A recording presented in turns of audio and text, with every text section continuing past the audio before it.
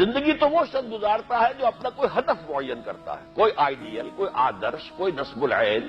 اسے جو کام کرنا ہے اس میں اسے یقیناً اپنے نفسانی تقاضوں کو مارنا پڑے گا. ساری رات سوئیں گے اگر پاؤں پھیلا کر تو زندگی میں کہاں اونچا مقام حاصل کریں گے. برننگ مڈ نائٹ آئل، اور حضرت علی نے بھی کہا ہے یغوث البحر من طلب العالی ومن طلب العلا سہر اللیالی ومن طلب العلا من غیر قد اضاع العمر فی طلب المحالی. بغیر محنت اور کوشش کے اگر کوئی شخص چاہتا ہے کہ کوئی اونچا مقام حاصل ہو جائے تو وشفل تھنکنگ میں وہ اپنی زندگی ضائع کر بیٹھتا ہے، کوئی اونچا مقام حاصل نہیں کر سکتا. کسی بھی صاحب مقصد انسان کے لیے لازم ہے کہ وہ اپنے نفس کو کنٹرول کرے. سیلف کنٹرول ضبط نفس کی ایک مشق ہے روزہ.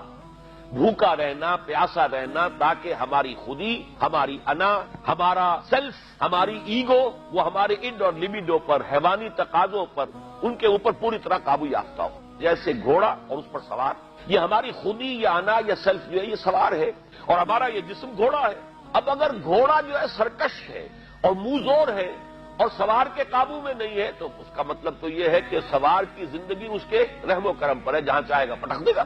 لیکن اگر سوار جو ہے وہ طاقتور ہے، مضبوط ہے، گھوڑے کے اوپر اس نے قابو کیا ہوا ہے، وہ گھوڑا جو ہے اب حکم مان رہا ہے اپنے سوار کا. تو اب یہ کہ انسان جو ہے اس سواری کے ذریعے سے اپنا جو بھی مقصد ہے، جو منزل ہے، وہاں تک پہنچ جائے گا. تو ہماری انا یا خودی یا سیلف، یہ ایگو، یہ ہمارا وہ سوار ہے جو ہمارے اس حیوانی وجود کے گھوڑے پر سوار ہے. اگر تو یہ خودی مضبوط ہے، توانا ہے، طاقتور ہے، کنٹرول میں ہے، تو یہ جو جسم ہے، یہ حیوان جو ہے، یہ گویا کہ اب اس کے تابع ہو گیا اور وہ اپنے مقصدی زندگی کے حصول کے لیے اس کو استعمال کرے گا.